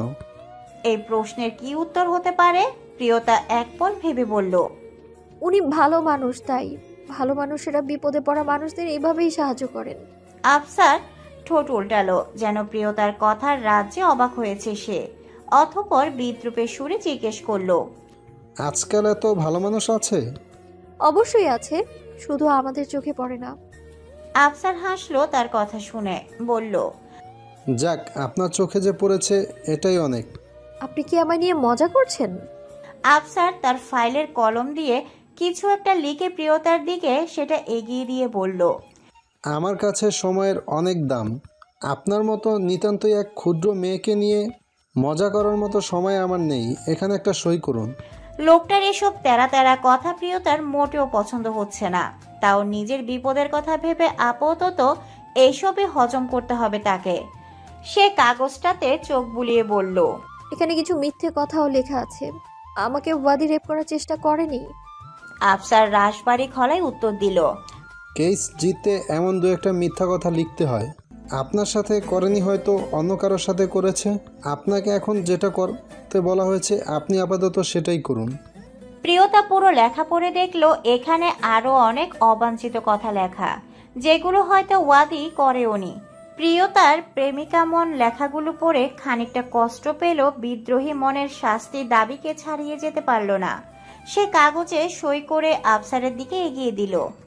আফসার কাগজে আরো একবার চোখ বুলাতে বুলাতে জিজ্ঞেস করলো, প্রেমিকের নামে মিথ্যা অপবাদ দেখলে এখনো এত কষ্ট হয় তোমার? প্রিয়তা এই কথার জবাব দিল না কোনো। আফসার চাইলো তার দিকে, বলল, আপনার কাজ শেষ। বাইরে থেকে আপনার ভাই আর আপনার সাহায্যকারীকে ডাকুন। সাহায্যকারী? এমন সম্বোধন শুনে প্রিয়তা ক্ষিপ্ত হলো। এবার বলল, ওনার একটা সুন্দর নাম আছে, আপনি বোধহয় সেটা ভুলে গিয়েছেন মিস্টার আফসার খান। আফসার চকিত তাকালো। কি জেদ মেয়েটার কণ্ঠে! এই প্রথম কোনো মেয়ে এত কঠিন গলায় তার নাম বলেছে। নয়তো এমন মেয়েদের সুরেলা কণ্ঠই সে নিজের নাম শুনে এসেছে আজীবন। প্রিয়তা বেরিয়ে গেল। আফসার চেয়ে রইল নিষ্পলক, যেন একটা অগ্নির স্ফুলিঙ্গ। কিছুক্ষণ পর আফসারের কেবিনে এলো ফারজাত আর নিহাল। তাদের সাথেও জরুরি কথা সারল আফসার। বলল জামিন হলেও কেসটা অবশ্যই কোর্টে উঠবে, এই ব্যবস্থা সেই করবে। নিহাল খুশি হলো। আফসারকে ধন্যবাদ জানিয়ে বেরিয়ে আসলো তারা। প্রিয়তার চোখে মুখে তখন অন্তরিক্ষে কালো মেঘ যেন। আফসার লোকটাকে তার একটুও পছন্দ হয়নি। ঠেকায় পড়ে এখন তাকে সহ্য করতে হবে। অথচ নেহাল বেরিয়ে এসে বলল আরেক কথা। আফসারের প্রশংসায় পঞ্চমুখ সে। প্রিয়তা অবাক হয়। ভাইয়ের সাথে এমন কি কথা বলেছে যে তাকে তার এত পছন্দ হয়ে গিয়েছে? সেখান থেকে বেরিয়ে তারা তিনজন গেল থানার উদ্দেশ্যে। পৌঁছাতে সময় লাগলো আধ ঘন্টা। প্রিয়তা আজ আর ভেতরে গেল না। দূরের এক কোণে দাঁড়িয়ে রইল সে। ফারজাত আর নিহালেই ভিতরে গিয়েছে। অফিসারের সাথে কথা বলেছে দুজন। অফিসার জানান ওয়াদির বাবা বাহিরে আছেন। তিনি তার যথাসাধ্য চেষ্টা চালিয়ে যাচ্ছেন ছেলেকে এখান থেকে বের করার জন্য। যেহেতু কেসটা একদম পুরো উপর মহল অব্দি চলে গিয়েছে, তাই একটু কষ্ট হচ্ছে ওনার, নয়তো এতক্ষণে ছেলেকে বের করে ফেলতেন। নেহাল কথাটা শুনে খেপল বেশ। ফারজাতের দিকে চেয়ে বলল, চলুন তো ফারজাত, এই অভদ্র লোকটার সাথে একটু দেখা করে আসি। অফিসার বললেন, দেখা করুন, তবে কোনো প্রকার ঝামেলা করবেন না। যেহেতু থানা এরিয়া পার, কেস কিন্তু ঘুরে যেতে পারে। না না অফিসার, তেমন কিচ্ছু হবে না। ফারজাতকে নিয়ে নেহাল গাড়ি পার্কিং এর দিকটায় গেল। অফিসার বলেছেন ওই দিকটাই নাকি ওয়াদির বাবা আছেন। কিছুটা সামনে যেতেই একটা বিশাল খয়েরি রঙের গাড়ি নজরে এলো তাদের। তার সামনে দাঁড়িয়ে একজন মধ্যবয়স্ক লোক ফোনে কথা বলেই যাচ্ছেন। নেহাল বলল, উনি হয়তো সেই অভদ্র লোক। ফারজাত বলল, আমারও তাই মনে হচ্ছে। চলুন। তারা 2 কদম এগোতেই ফারজাদের ফোনটা বেজে ওঠে। হাতে নিয়ে দেখে জারার নাম্বার। বিরক্ত হয়ে কেটে দেয় সে। কাটার সঙ্গে সঙ্গে ফের কল। নেহাল বলল, জরুরি হলে রিসিভ করুন না। ফারজাত চোখে মুখে মাত্রা অতিরিক্ত বিরক্ত ফুটিয়ে কলটা রিসিভ করলো। ও পাশ থেকে যারা উদ্বিগ্ন সুরে জিজ্ঞেস করলো, কেমন আছেন ফারজাত? জি ভালো। হাতের ব্যথা কমেছে আপনার? জি। তাহলে কি কাল থেকে অফিসে আসবেন? চেষ্টা করব। আমি অপেক্ষায় থাকবো কিন্তু। ফারজাত আরো বেশি কপাল কুটালো এবার। বলল, আমি একটা জরুরি কাজে এসেছি ম্যাডাম, একটু পরে কল করছি। যারাকে আর কিছু বলার সুযোগ না দিয়ে কলটা কেটে দিল ফারজাত। ফোনটা পকেটে পুরে নিহালের দিকে চেয়ে বলল, চলুন এবার। তারা কদম ফেললো। ঠিক গিয়ে দাঁড়ালো লোকটার পেছনে। নেহাল কাট কাট গলায় জিজ্ঞেস করলো, এক্সকিউজ মি, আপনি কি ওয়াদির বাবা? ফিরে চাইলেন তিনি। ভ্রু কুচকালেন। চোখের চশমাটা নামিয়েই বললেন, yes, but who are you? Farzat থমকালো। এই মুখটা বড্ড পরিচিত মনে হলো তার। আর ওই চোখগুলো যেন খুব কাছ থেকে দেখেছিল সে। ফারজাত চোখের দৃষ্টি তীক্ষ্ণ করলো। লোকটার মুখ ভর্তি দাড়ি, এই দাড়ির আড়ালে কি অন্য কেউ আছে যাকে ফারজাদ চেনে? খুব ভালো করে চেনে। নিহাল বলল, আমি প্রিয়তার ভাই। লোকটি এবার ভ্রু চোরা করলেন, কান থেকে ফোনটা সরিয়ে তীক্ষ্ণ গলায় বললেন, ও তোমরাই তাহলে আমার ছেলের শত্রু। কিন্তু তোমরা হয়তো এটা জানো না যে তোমরা কার সাথে লাগতে এসেছো। তোমার পুরো পরিবারকে কিন্তু আমি ধ্বংস করে দিব। নেহাল তাচ্ছিল্যের হাসি দিয়ে বলল, আগে নিজের ছেলের ধ্বংস দেখুন, তারপর অন্য কিছু। লোকটি রেগে বলল, সময় থাকতে কেসটা উইথড্র করে নাও। জীবনেও না, আপনার ছেলের শাস্তির ব্যবস্থা না করা অবধি আমি ক্ষান্ত হব না। লোকটি চোয়াল শক্ত করে বলল, যত টাকা লাগবে দিব, কেসটা শুধু তুলে নাও। তোমরা টাকা দিয়ে মুড়িয়ে দিব একদম। নেহাল ব্যঙ্গ করে বলল, গাছ ভালো না তো ফল ভালো হবে কি করে? যার এমন জঘন্য চিন্তাধারণার বাপ আছে তার ছেলে তো কুলাঙ্গার হবেই, এটাই স্বাভাবিক। লোকটা রেগে গেল খুব। নেহালের দিকে তেড়ে আসতে নিয়েও ক্ষান্ত করলেন নিজেকে। মনে পড়ল এটা থানা, এখানে এখন কিছু করা মানে নিজের বিপদ বাড়ানো। তিনি চশমাটা চোখে লাগালেন, ফের আঙ্গুল নাড়িয়েই বললেন, তোমাদের আমি দেখে নিব। হাসলো নেহাল। লোকটা গাড়ির দরজা খুলতেই এতক্ষণ নিশ্চুপ নির্বাক থাকা ফারজাদ জিজ্ঞেস করলো, নাম কি আপনার? প্রশ্ন শুনে কপাল কুঁচকালেন লোকটা। ফারজাদকে আপদ মস্তক পরক করে বললেন, কেন, আমার নামে কেস লেখাবে নাকি? আহমেদ তাজওয়ার। যাও গিয়ে পারলে আমার নামেও এখন একটা কেস লিখে এসো। চলে গেলেন আহমেদ তাজওয়ার। ফারজাদ এক জায়গাতেই স্থির, খালি ঠোঁট দুখানা কাঁপছে তার, কেবল বিড়বিড় করে আওড়াচ্ছে, আহমেদ তাজওয়ার। বাহির থেকে ফিরে এলো ফারজাদ। তার ক্লান্ত পরিশ্রান্ত শরীরটাকে এলিয়ে দিল সোফায়। শার্টের প্রথম দুই বোতাম খোলা, লোমহর্ষক বুকের খানিকটা অংশ দৃশ্যমান, তাই চোখ বোঝা। দৃশ্যপটে ভেসে চলছে কিছু বিদঘুটে প্রতিবিম্ব, যেগুলো এত বছর বেশ সন্তপনে লুকিয়ে রেখেছিল অন্তঃস্থলের এক কোণে। সেগুলো আজ আবার তাজা হয়ে উঠেছে, রক্তক্ষরণ হচ্ছে পুরনো ক্ষত থেকে। দিলরুবা বেগম এক গ্লাস পানি হাতে বসার ঘরে এলেন। পানির গ্লাসটা ফারজাদের দিকে এগিয়ে দিয়ে বললেন, পানিটা খেয়ে নাও, ভালো লাগবে। ফারজাদ চোখ মেলে চাইল, গ্লাসটা হাতে নিয়ে রেখে দিল সামনের টেবিলে। তারপর মায়ের দিকে চেয়ে জিজ্ঞেস করলো, আমার নাম কি আম্মি? এমন অদ্ভুত প্রশ্নে অবাক হলেন দিলরুবা বেগম। বললেন, এটা আবার কেমন প্রশ্ন? অধৈর্য গলায় ফারজাদ জবাব দিল, বলুন না। দিলরুবা বেগম ফারজাদের ভাবমুক্তি ধরতে পারছেন না, তাই উত্তরে বললেন, ফারজাদ। পুরো নাম? খানিকটা এবার ভ্রু কুঁচকালেন দিলরুবা বেগম। ছেলের মতি গতি ভাবাচ্ছে তাকে। বললেন, ফারজাদ তাজওয়ার। ব্যাস, এইটুকু শুনেই ফের সোফায় হেলান দিল সে। চোখ বুঝলো। দিলরুবা বেগম চিন্তায় পড়লেন, ছেলেটার হলো কি? তিনি প্রশ্ন করলেন, কি হয়েছে তোমার ফারজাদ?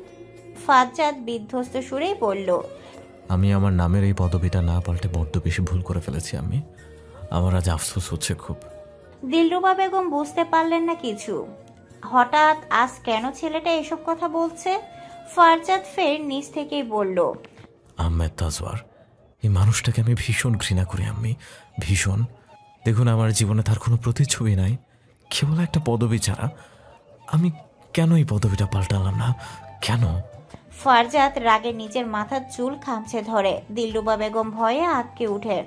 ছেলের হাত ধরে চুল ছাড়ানোর চেষ্টা করতে করতে বলেন, নামের পদবিতে কিছু যায় আসে না বাবা, মানুষের ব্যবহার আর চরিত্রটাই আসল। ফারজাদ চেঁচিয়ে উঠে বলল, তাও আমার এই পদবিটা চাই না আম্মি। আমি ঘৃণা করি এই পদবিটাকে, এই পদবীর বাহককে। আমি ঘৃণা করি এই মানুষটাকে আম্মি। আজ এতগুলো বছর পর ফারজাদের এই ক্ষিপ্ত অগ্নিশর্মা রূপে হকচকালেন দিলরুবা বেগম। সিঁড়ির করে দাঁড়িয়ে থাকা মমিও হতবম্ব, হতবিহ্বল। ভাইকে এতটাও রেগে যেতে কখনো দেখেনি সে। আর এই আহমেদ তাজওয়ার, এই মানুষটাই বা কে? কেন এই মানুষটার প্রতি ভাইয়ের এত ক্ষোভ? মমির ছোট্ট মন জুড়ে এই প্রশ্নগুলো কিলবিল করেই চলেছে। ফারজাদ নিজের ঘরে এসে দৌড় দেয়। দিলরুবা বেগম অনেক বলেও বোঝাতে পারেননি। পুরনো জখমে ফের আঘাত পেয়েছে বোধ হয়, তাই ব্যথা এবার হাজার গুণ প্রজ্ঞার হয়েছে। মমির মায়ের কাছে এসে বসে, জিজ্ঞেস করে, আহমেদ তাজওয়ার কে আম্মি? দিলরুবা বেগম শূন্য চোখে তাকান। তার এই নিরেট শূন্য চোখে যেন বলে দিচ্ছে অনেক কিছু। তিনি দীর্ঘশ্বাস ফেললেন ছোট্ট করে। মমির অধীর আগ্রহে চেয়ে আছে উত্তরের অপেক্ষায়। দিলরুবা বেগম শুকনো গলায় ছোট্ট করে বললেন, তোমার বাবা। থমকে গেল মমি, অবিশ্বাস্য চোখে মায়ের দিকে চাইল। ছোটবেলা থেকেই বাবা নামক শব্দটার সাথে খুব একটা পরিচিত নয় সে। পরিচিত নয় বললে ভুল হবে, তাকে কখনো পরিচয় করানোই হয়নি। বোঝ হবার পর থেকে মার ভাই তার সব। তার স্কুল কলেজ সব ফর্ম থেকে বাবার নামটা উহাজ্য ছিল তার। একবার বাবার পরিচয় নিয়ে খানিকটা আগ্রহ দেখানোর ফলস্বরূপ ভাইয়ের খুব বকা শুনে তারপর থেকে আর এই ব্যাপারে কোনো আগ্রহ দেখায়নি। না কোনোদিনও এই বাড়িতে তার বাবাকে নিয়ে কোনো কথা উঠেছে। আজ আচানক আকস্মিক বাবার কথা শুনে রাহ হারালো সে। মেয়ে যাওয়া সুরে জিজ্ঞেস করলো, উনি কি বেঁচে আছেন আম্মি? দিলরুবা বেগম ঢোক গিললেন, বললেন, হয়তো। তিনি উঠে চলে গেলেন। কেন যেন শব্দগুলো জড়িয়ে যাচ্ছিল তার উপর মেয়ের সামনে তো আর চোখের জল ফেলা যায় না। মমি তার জায়গাতেই স্থির। সে বিড়বিড় করে আওড়ালো, আমার বাবা বেঁচে আছেন? কোথায় কোথায় আছেন তিনি? রাতের খাবার খেয়ে মাত্রই রুমে এসেছে প্রিয়তার নিহাল। নিহাল নিজের রুমে গিয়ে শুয়ে পড়েছে। প্রিয়তা গিয়ে দাঁড়িয়েছে বারান্দায়। বারান্দা থেকে হোটেলের গেট অবধি স্পষ্ট দেখা যায়। সে বাহিরে পথচারী মানুষদের দেখছে। এরই মাঝে কি মনে করে নিজের ফোনটা হাতে নেয়, যেটা আজই থানা থেকে নিহাল এনেছে। সাথে তার পাসপোর্ট ভিসাও ফিরে পেয়েছে সে। এবার কোর্টে ওয়াদির শাস্তির ব্যবস্থা করে দেশে ফিরবে। আর এই দেশে মন টিকছে না। এই দেশের আবহাওয়া শান্তি পাচ্ছে না মোটেও। কেমন একটা পোড়া পোড়া ঘ্রাণ যেন। প্রিয়তার ফোনটা অন করে আনমনে তার আর ওয়াদির পুরনো মেসেজগুলো পড়তে থাকে সে। শুকনো মোটে ফুটে তার ছেলের হাসি। ওয়াদির কি চমৎকার অভিনয়, কি নিখুঁত পরিকল্পনা। এসব দেখার মাঝে একটা আননোন নাম্বার থেকে কল আসে হঠাৎ। আচমকা ফোন আসায় খানিকটা ঘাবড়ে যায় প্রিয়তা। কিছুক্ষণ বাদে আবার স্বাভাবিক হয়ে কলটা রিসিভও করে। ওপাশ থেকে সরাসরি প্রশ্ন আসে, নাম্বারটা খোলা কেন? ফোনটা কি পেয়ে গেছেন তাহলে? প্রিয়তা ভ্রু কুঁচকালো, জিজ্ঞেস করলো, কে আপনি? আফসার খান। পরিচিত নাম শুনে এবার আরেক দফা অবাক হলো সে। এই লোকটার এই নাম্বার পেল কই? পরক্ষণে মনে পড়লো মামলার কাগজে তার নাম্বার লেখা ছিল। সে জিজ্ঞেস করলো, এত রাতে কল দিয়েছেন কেন? নাম্বারটা খোলা না বন্ধ যাচাই করার জন্য। পাসপোর্ট ভিসা পেয়েছেন সব? জি। ধন্যবাদ দিবেন না? আপনাকে কেন দিব? আশ্চর্য, আপনার এত বড় একটা উপকার করলাম আর সামান্য ধন্যবাদ দিতেও এত কার্পণ্য করছেন আপনি। দ্যাটস নট রাইট প্রিয়তা। কোন উপকারের কথা বলছেন? কাল ফারজাদের সাথে কথা বলে সব জানার পরই আমি আমার লোক লাগিয়ে আপনার এই ফোন, পাসপোর্ট আর ভিসা খুঁজিয়ে বের করেছি। নয়তো পুলিশেরা যে ঢিলামি করছিল 1 মাসেও খুঁজে পেত না এসব। প্রিয়তা অবাক হয়ে বলল, আপনি কি করে পেলেন? আফসার কিঞ্চিত হেসে বলল, বোকা পুলিশ ওয়াদিকে যে বাড়ি থেকে উদ্ধার করেছে সে বাড়ি আর সার্চ করেনি, সেখানেই ছিল এগুলো। প্রিয়তা খুশি হলো এবার, বলল, ধন্যবাদ। এখন শুধু ধন্যবাদে চলবে না ম্যাডাম, আপনার জন্য আমাকে অনেক খাটতে হয়েছে। তার পারিশ্রমিক স্বরূপ আপনার দেশটা আমাকে ঘুরিয়ে দেখাতে হবে। অবশ্যই, কখনো বাংলাদেশে গেলে যোগাযোগ করবেন, ঘুরিয়ে দেখাবো আপনাকে। মনে থাকে যেন। অবশ্যই থাকবে। আচ্ছা, আর রাত না জেগে ঘুমিয়ে পড়ুন। রাত পাহারা দেওয়ার জন্য পেঁচারা আছে বাইরে। আপনি তো আর পেঁচা নন, আপনি হলেন গিয়ে পর। বাকিটা না বলে সে ফের বলল, আচ্ছা রাখছি তবে, শুভরাত্রি। শুভরাত্রি। আফসার কল কাটলো। প্রিয়তা অবাক হলো, লোকটা অদ্ভুত বেশ। তবে এইটুকু ভেবে খুশি হলো যে তার জন্য সে এত কিছু করেছে। পরের দিন সকালে অফিসের জন্য বের হয় ফারজাদ। মন মেজাজ এখনো তার ঠিক নেই। অফিসে প্রবেশ করতেই যারার মুখোমুখি হতে হলো তাকে। বিগড়ানো মেজাজটা আরো বিগড়ে গেল এবার। যারা তাকে দেখে আহ্লাদে গলে গেল যেন। আদুরে কণ্ঠে জিজ্ঞেস করলো, অবশেষে আপনি এলেন ফারজাদ। এই কয়দিন আপনাকে আমি কত মিস করেছি জানেন? আগুনে পানি লাগলে যেমন ছেদ করে ওঠে, ফারজাতেরও এই মুহূর্তে তেমনই অনুভূত হচ্ছে। সে আশেপাশে একবার চোখ বুলালো, মানুষ নেই তেমন। এগিয়ে এলো কিছুটা, অতঃপর দাঁতের দাঁত চেপে পড়ল। নিজের সম্মান ধরে রাখুন ম্যাডাম, অযথা বারবার অপমানিত হবেন না। আমাকে দয়া করে আমার মতো থাকতে দিন, নয়তো এবার রিজাইন করলে পায়ে পড়লেও আর এই অফিসে আসবো না। সে যারাকে পাশ কাটিয়ে চলে গেল। যারা ক্ষিপ্ত হলো খুব। এই একটা ছেলের জন্য আর কত অপমান সহ্য করবে সে? সে দ্রুত গেল তার বাবার কেবিনে। আজই এর একটা বিহিত করতে হবে। আব্বু, আমি যে কোনো মূল্যে ফরজাদকে বিয়ে করতে চাই। রফিক সাহেব ফাইল বন্ধ করে মেয়ের দিকে চাইলেন। দেখেই বোঝা গেল বিরক্ত তিনি। তার মেয়েকে বিয়ে করার জন্য পাত্রের অভাব নেই। ফারজাতের থেকেও অনেক ভালো ভালো ছেলে লাইনে দাঁড়িয়ে, অথচ মেয়ে তার এক ফারজাতের পেছনে পড়েছ তো আর ওঠার নামই নেই। তিনি বললেন, এখন কি জোর করে বিয়ে করবে নাকি?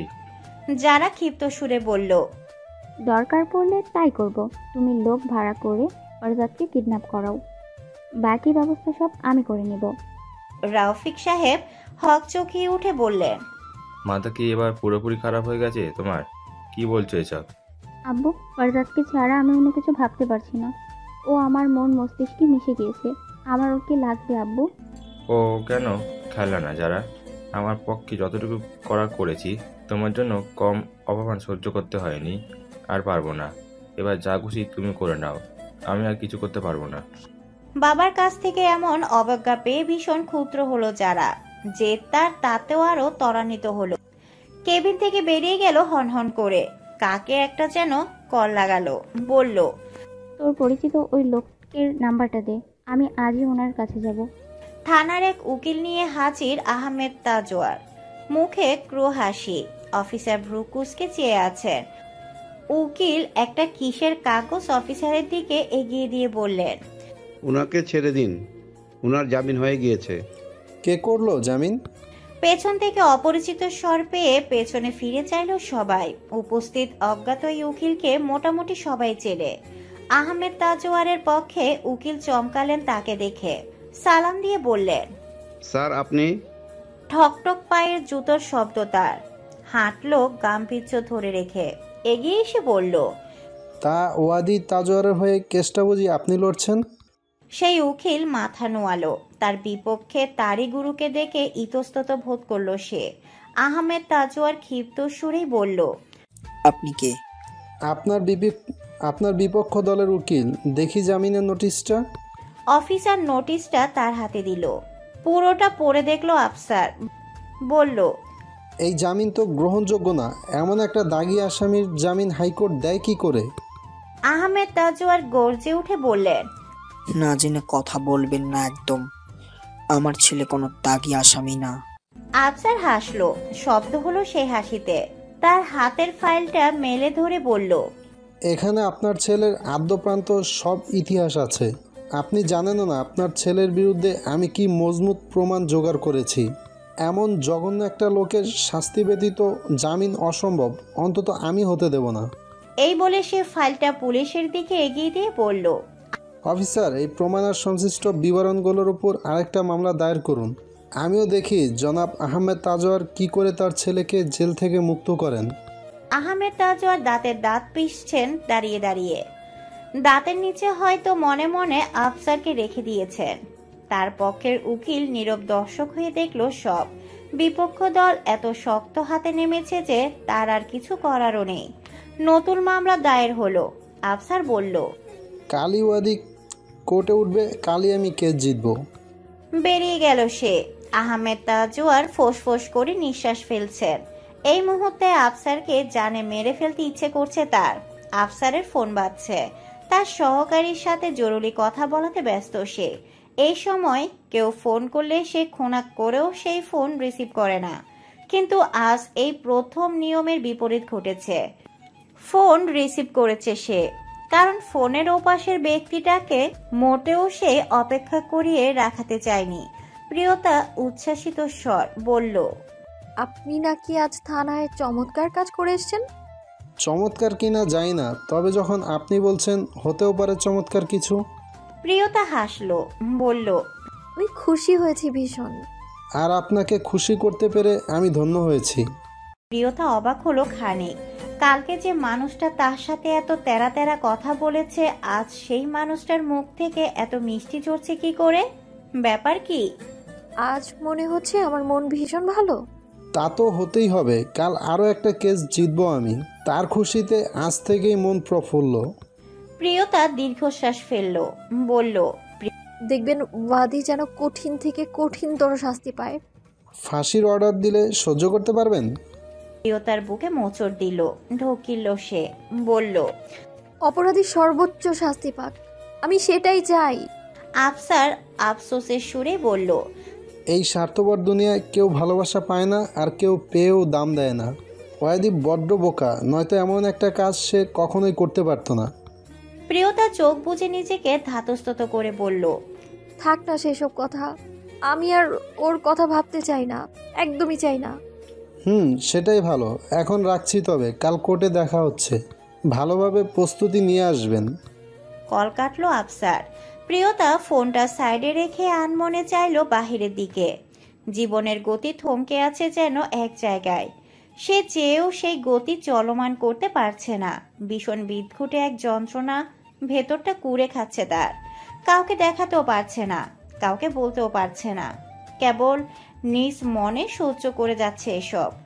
মাথায় কাপড় টেনে ভিতরে প্রবেশ করে যারা, ভীতু সে নিজেও। আশপাশটা কেমন ধোয়াটে যেন, একটা অদ্ভুত ঘ্রাণ নাকে এসে ঠেকছে। ভিতরে প্রবেশ করা মাত্রই ভয়ের মাত্রা বৃদ্ধি পেল, ঢকিল সে। চারপাশের অদ্ভুত কার্য সব জিনিস থেকে 2 পা পিছপা হলো। লোকটা চাইলো সরু চোখে, হাতের ইশারায় ডাকলো তাকে, পাশে বসতে বলল। যারাও বসলো। লোকটা কিছুক্ষণ ডানে বামে মাথা নাড়িয়ে বলল, ওই ফারজাদকে চাই। যারা তৎক্ষণাৎ মাথা নাড়ালো। লোকটা কালো বিশ্রী রকমের দাঁত বের করে হাসলো কিঞ্চিত, কুমোট স্বরে বলল, তার চুল, নখ বা ব্যবহারের কোনো কিছু নিয়ে আয়, কাজ হয়ে যাবে। যারা ভীত গলে জিজ্ঞেস করলো, ওর কোনো ক্ষতি হবে না তো? লোকটা ঘাট কাত করে এমন ভাবে চাইলো যেন যারাকে এখনই চোখ দিয়ে ভস্ম করে দিবে। ভয় পেয়ে যায় যারা। লোকটি ফোঁস করে নিঃশ্বাস ছেড়ে বলল, আমার উপর ভরসা নেই তো? এখানে এলি কেন? যারা আমতা আমতা করে বলল, না না, ভরসা আছে, আমাকে ভুল বুঝবেন না, আমি আসলে ওকে খুব ভালোবাসি তো তাই। আমি কালকের মধ্যে সব জোগাড় করে এনে দিব। সাথে ছবিও আনবি একটা। যারা মাথা হেলিয়ে বলল, আচ্ছা। তারপর উঠে গেল সে।